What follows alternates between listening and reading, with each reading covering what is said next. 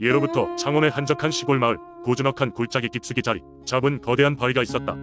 이 바위는 그 형태가 마치 커다란 거북이처럼 생겼다 하여 거북바위가 불리었다. 마을 사람들은 이 바위를 신성시하며 풍요와 평온을 기원하는 제사를 올리곤 했다. 이야기는 몇 세대 이전, 이 마을이 아직 세상과 떨어져 있던 시절로 거슬러 올라간다. 그 당시는 농업이 주업이었고 많은 사람들은 소규모 농사에 의존하여 생활을 이어갔다. 하지만 어느 해부터인가 연이은 가뭄과 병충해로 인해 수확이 급감하기 시작했다. 삶은 점차 고단해졌고 사람들의 얼굴에는 근심과 걱정이 가득해졌다. 그러던 어느 날 한 노인이 꿈을 꾸었다. 꿈속에서 그는 거대한 거북이 모습의 바위로부터 왕노릇하는 수호신을 만나게 된다. 수호신은 마을을 지키고 있다고 하며 마을 사람들에게 기근을 극복하기 위한 비밀을 전해주었다. 그것은 바로 마을의 모든 사람들이 함께 힘을 모아대는 늘 열라는 것이었다. 마을 사람들이 하나 되어 제사를 올리며 수호신에게 감사를 표하고 풍작을 기원할 때 비로소 기적이 일어날 것이라 했다. 노인은 꿈에서 깨어나자마자 마을 의원모들과 이야기를 나누었다. 마을 사람들은 서로 협력하기로 결의하고 남녀노소 할 것 없이 모두가 힘을 모아 대동제를 준비했다.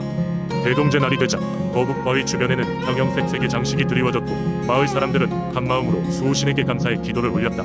대동제가 끝나고 얼마 지나지 않아 하늘에서는 단비가 내리기 시작했다. 그 다음에는 유달리 풍성한수확을 거두게 되었고 마을에는 다시금 활기가 돌았다. 사람들은 이를 기적으로 여겼고 거북바위를 수호신의 상징으로 더욱 공경하게 되었다. 이후로도 몇 번의 위기는 있었지만 마을 사람들은 거북바위 앞에서 다시 모여 기도를 올리고 공동체의 힘으로 극복했다. 이러한 전통은 시간이 지나도 변하지 않았고 오늘날까지 거북바위는 창원 의수신으로 여겨지며 매년 열리는 대동제는 마을 사람들의 결속과 조화를 다지는 중요한 행사가 되었다. 이처럼 창원에서는 거북바위가 단순한 자연경관 이상의 의미를 지닌다. 그것은 마을의 안전과 번영을 기원하는 믿음의 상징이며 공동체 정신을 일깨우는 중요한 전통으로 여겨졌다. 그리고 이러한 민속신앙 속에 담긴 이야기는 오랜 세월을 거쳐 오늘날까지 전해 내려오고 있다. 두 번째 이야기, 옛날 옛적 한반도의 중심부에 위치한 양평이라는 고즈넉한 마을이 있었습니다. 넓은 들판과 푸른 산으로 둘러싸인 이 마을은 자연의 청정함을 그대로 간직하고 있었습니다. 그러나 이런 평화로움에도 불구하고 마을 사람들은 항상 알 수 없는 불안감에 휩싸여 있었습니다.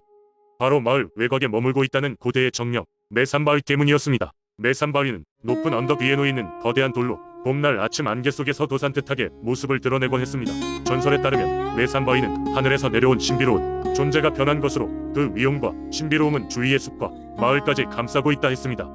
마을 사람들은 매산바위가 마을의 안전과 번영을 가져온다고 믿으며 그들에게 어떤 재난이 닥쳐오면 매산바위 고갯길에 올라가 간절히 기도하곤 했습니다. 어느 여름날 마을 사람들 사이에 흉흉한 소문이 돌았습니다. 인근 마을이 큰 홍수로 인해 거에 파괴되었다는 소식이었습니다. 사람들은 점점 불안에 떨며 곧 자신들의 마을 또한 무서운 재앙에 휩싸일 것이라 두려워했습니다. 이러한 불안은 매일매일 커져갔고 마침내 마을의 원로들이 모여 결단을 내리게 됩니다. 원로들은 마을 최고령자인 노인 김씨와 연맹한 청년 몇 명에게 매산바위로 가서 마을을 위해 기도해달라 요청했고 이들은 곧바로 길을 떠났습니다. 여행은 험난하고 가파른 길을 따라 이어졌고 드디어 일행은 매산바위에 도착했습니다. 거대한 돌은 마치 하늘을 찌를 듯이 솟아 있었습니다. 김씨는 눈을 감고 바위 앞에 무릎을 꿇고 마을의 안녕과 번영을 빌기 시작했습니다. 청년들도 그를 따라 정성스럽게 기도했습니다. 그때 주위의 나무들이 갑자기 흔들리며 강한 바람이 불어왔습니다. 바람은 마치 그냥 날아가라는 듯 일행의 주위를 맴돌다가 매산바위를 향했습니다. 그러자 하늘이 열리고 비처럼 흩날리는 빛이 매산바위를 감싸며 마을의 비극을 막아주겠다는 신호처럼 번쩍였습니다.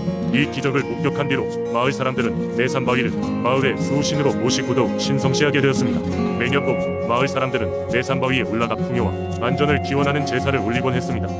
이러한 전통은 대대로 이어져 오며 마을은 언제나 평화롭고 번성했습니다. 양평의 매산바위 전설은 그저 오래된 이야기로만 남아있지 않았습니다. 오늘날에도 양평의 사람들은 마을의 수호신에게 감사하며 그 전설을 자손들에게 전하고 있습니다. 마을의 노시인이 일러준 대로 매산바위가 항상 그들을 지켜줄 것임을 믿으며 양평은 여전히 그 신비로운 돌이 품고 있는 이야기 속에서 안온한 나날을 보냅니다.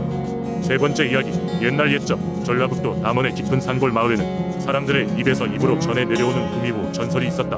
이 마을은 높은 산과 촘촘한 숲으로 둘러싸여 있었고 달빛이 밝은 밤이면 이상한 일들이 벌어지곤 했다.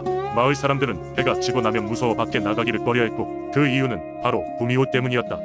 구미호는 1000년을 살아야 인간이 될 수 있다는 전설적인 여우였다. 하지만 남원의 구미호는 아름다운 인간, 여인의 모습으로 변할 수 있었고 그녀는 사람들을 속여 요기를 채우고자 했다. 단, 이 구미호는 단순히 사람의 간을 먹는 것뿐만 아니라 인간의 사랑을 갈망했다. 그리하여 그녀는 매달 보름달이 뜨는 날이면 인간 세상에 내려와 사람들과 어울렸다. 어느 날 밤 유난히도 밝은 달빛 아래에서 마을이 한 젊은 사내가 산속에서 울창한 소나무 숲을 지나가고 있었다. 그의 이름은 이수한으로 부모를 잃고 홀로 자랐던 그는 근처 마을에 나가 있는 사는 친구를 찾아가던 길이었다.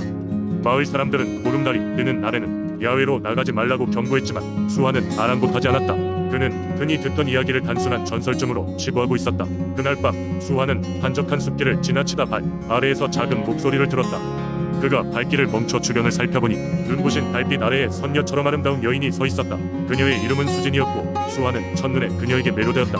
수진은 기교롭게도 수한에게 이야기하며 다가왔고 그의 마음을 사로잡았다. 수한은 그녀의 매혹적인 미소와 부드러운 눈빛에 홀려 그녀에게 한없이 빠져들었다.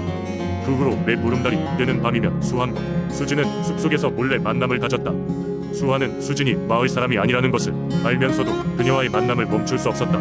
그녀의 정체에 대해 누군가 묻는다면 수한은 그냥 스쳐 지나간 구름처럼 흔쾌히 말했다.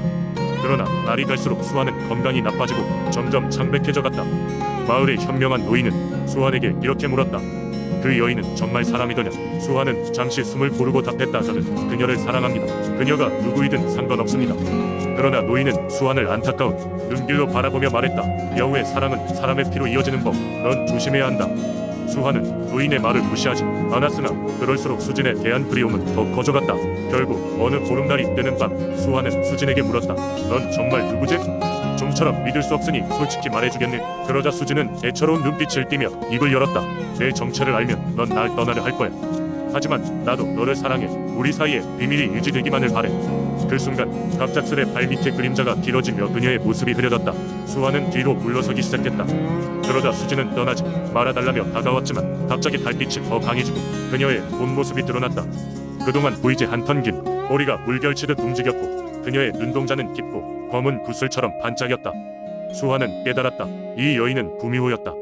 하지만 그는 물러서지 않고 우뚝 서서 정면으로 그녀를 바라보았다. 내가 누구이든 그래도 난 너를 사랑해.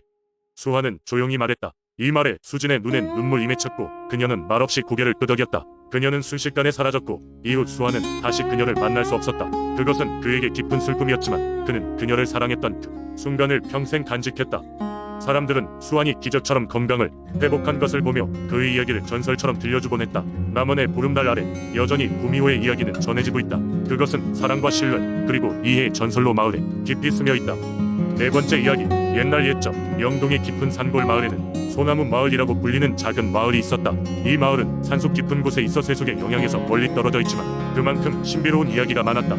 그 중에서도 사람들에게 가장 회자되는 이야기는 바로 한 소녀와 산신령의 만남이었다. 소나무 마을의 끝자락에 사는 지혜로운 할머니는 늘 마을 아이들에게 이 이야기를 들려주었다. 마을 사람들은 산에서 나무를 베어 생계를 이어갔다. 산에는 큰 소나무가 빼고 기자가 있었으며 이 소나무들은 마을 사람들에게 많은 것을 베풀어 주었다. 그러나 마을 사람들은 소나무를 함부로 대하지 않았다. 이는 이 지역에 서려 있는 산신령의 전설 때문이었다. 전해지는 바에 따르면 이 산의 깊숙한 곳에는 천영국은 산신령이 살고 있고 그를 향해 예의를 지키는 자에게는 복을 내려준다고 했다. 하지만 그것은 단지 이야기일 뿐 대부분의 사람들은 그저 전례로 전해 내려오는 신념이라 여겼다. 어느 날 마을에는 지나치게 비가 많이 내려 홍수가 나고 사람들은 산신령의 노여움 때문인지 고민에 빠졌다.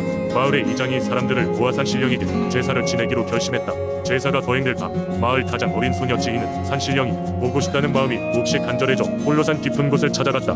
깊은 밤 지희는 달빛을 따라 산을 올랐다. 그녀는 빽빽한 소나무 숲을 지나 아낌없이 걷다 문득 이상한 힘에 이끌려 어느 한자리에 멈춰섰다.